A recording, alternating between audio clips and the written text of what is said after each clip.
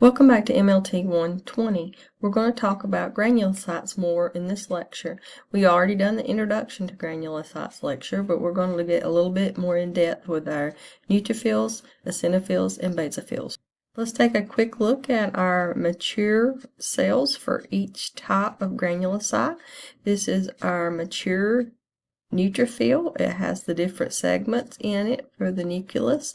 Again, you can have 2 to 5 lobes like we learned in the introduction lecture. The eosinophil looks like this. The cytoplasm has a pinkish red color. That's usually the telltale sign that it's a eosinophil. And the basophil usually has these coarser, thicker granules in the cytoplasm that are darker purple. Sometimes the granules are so thick in the cytoplasm that you can't even see the nucleus in the basophil. But these are our 3 mature cells that we're looking at for our granulocytes. Again, as we learned in the introduction granulocyte PowerPoint, most of our white blood cells in our peripheral blood are neutrophils. About 50 to 70% are our white blood cells circulate are neutrophils, and our neutrophils are phagocytic, meaning they can engulf and destroy bacteria, foreign objects, and dead tissue. So let's take a look at a short video of a neutrophil's ability to phagocytize bacteria. In this video, the neutrophil, the white blood cell, is going to be phagocytizing Staphylococcus aureus bacteria. Neutrophils are white blood cells that hunt and kill proteins.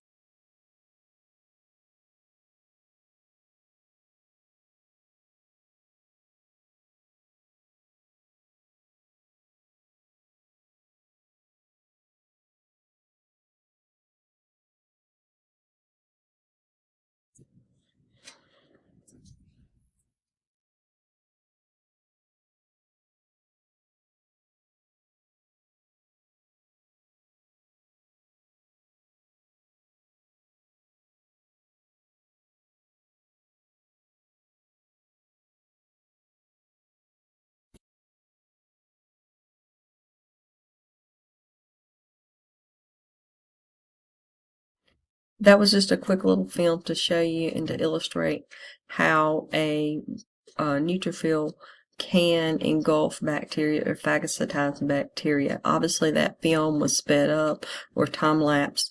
White blood cells do not move that fast in the body. They move very slowly, but they will eventually be able to move and engulf bacteria. So that kind of shows you and illustrates how it happens. Here's some more information on the appearance of our neutrophils. They are referred to sometimes as PMNs, or polymorphic nuclear cells, meaning the cells have nucleus that are lobed and not round, and we've talked about this before.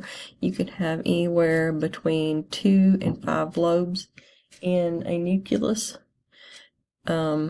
Sometimes they're also referred to as polys. Because of this, most of the time you're just going to hear them called neutrophils or segmented neutrophils or segs. We use what's called a Wright stain to stain our blood smears, and in neutrophils the multi-lobe nucleus is going to end up being a purple, and the cytoplasm, the granules are going to be a pinkish tan to maybe even a light purplish color in the cytoplasm. Again, nucleus, 2 to 5 lobes. The chromatin is going to be dense. They're going to be connected with filaments, those different lobes. The granules contain enzymes to help kill and digest bacteria and fungi because they have that ability to phagocytize. And our granules for our white blood cells are made by the Golgi apparatus. So this slide is just reviewing the difference between the migrating pool and the circulating pool that we covered in the introductory to granulocytes PowerPoint. Remember, the circulating pool are our neutrophils that are out circulating in our peripheral blood. The migrating pool is the ones that are kind of sticking to the blood vessels or in the organs, and they're kind of hanging out waiting to be called into action where there's an infection. And diapedesis is meaning they're called out or they're traveled to the bloodstream or the tissues where they're needed. So our neutrophil basically has three functions, or functions to phagocytize an organism. And the first one is, in order for it to phagocytize, it has migration and diapedesis. So it needs to travel to wherever the foreign object or foreign bacteria is. Number two is opsonization, and this means that there's a bonding of an antibody or other substance to the foreign organism, making it more susceptible for phagocytosis. And there's also a recognition that it is foreign. And then the final stage would be the ingestion, killing, and digestion of that foreign object. After the cell has phagocytized and digested the foreign object, there might be a need for extra materials or digested elements to be excreted from the cell. That process is called exocytosis, and that's the removal of digested elements from the cell. We do something in hematology called the relative count versus the absolute count. The relative count is a percentage of the number of white blood cells, and the absolute count is the actual number of white blood cells. So let's look at some examples on the next slide. So let's look at this example. We have patient X that has a total of 8,500 white blood cells per microliter. It tells us we've got 25% of his white blood cells that are lymphocytes and 70% that are neutrophils. And it's wanting to know the relative lymphocyte count and the relative neutrophil count. Well, we know from the previous slide that the relative count is just the percentage of white blood cells. Well, it already tells us that, so that's a pretty obvious answer. So the relative lymphocyte count is 25%, and the relative neutrophil count is 70. So we didn't have to do any calculations on that particular problem. Okay, now we need to determine the absolute count. The absolute count is we've got to figure out the actual number of white blood cells. So we're going to have to do a little math here, because we've got the same problem. We've still got patient X, and he's got 8,500 white blood cells per microliter. He's got 25% lymphocytes and 70% neutrophils. And now they're wanting to know absolute for the lymphocytes and absolute for the neutrophils.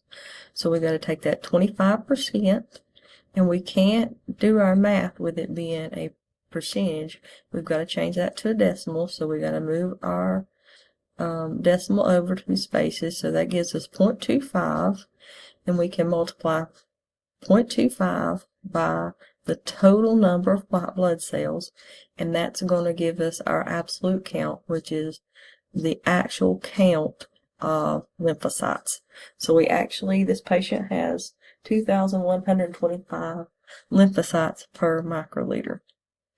Now for our absolute neutrophil count, we know the patient has 70% neutrophils. Again, we can't do the calculation without moving that decimal over, so we end up with 0.70, and we multiply it by our total white blood cell count. So we end up with 5,950 neutrophils per microliter for our absolute count, because we're looking for the actual number of neutrophils. Neutrophilia would be an increase in the number or percentage of neutrophils, and some common causes for neutrophilia would be bacterial infections, inflammation, tissue necrosis, maybe even stress, trauma, pregnancy, or rigorous exercise. Neutropenia, on the other hand, would be a decreased number or percentage of neutrophils in the blood. It could be caused by chemotherapy treatments, viral infections, bone marrow suppression therapies, or other types of drugs. Something else you need to be aware of with your neutrophils is there could be age-related variations in neutrophil counts. Adults usually have 50 to 70% of white blood cells that are neutrophils. We've talked about that before, but children only have about 20 to 40% of white blood cells that are neutrophils. This is because children have higher percentage of lymphocytes, which function in the production of antibodies. So there is a difference between adults and children in the number of neutrophils. Now let's talk about eosinophils. Eosinophils, the normal percentage of eosinophils is only about 1 to 3% of your total white blood cells. So you don't have a whole lot of these in your total blood count. There's no relative age variations in your eosinophil counts. Eosinophils are usually increased because of parasitic infections or allergies in a person.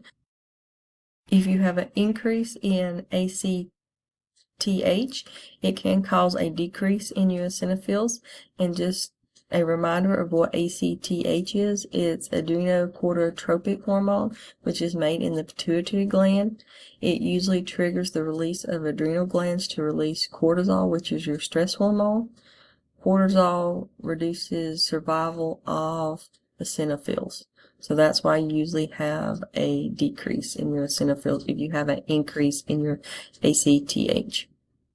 Your eosinophils will only spend about 1 week in peripheral blood, and when they leave the peripheral blood, they migrate to tissues, and when they're in the tissues, they are called Turk cells. The appearance of the mature eosinophil, they're usually banded or bilobed. You rarely see them in 3 lobes. So here is an example of a 3-lobed eosinophil. Here is what you'll usually see is a bilobed eosinophil. The cytoplasm contains coarse red-orange granules on a right stain. So you'll see this reddish-orange granules. And that's usually the telltale sign that you're looking at a eosinophil. Now let's discuss basophils.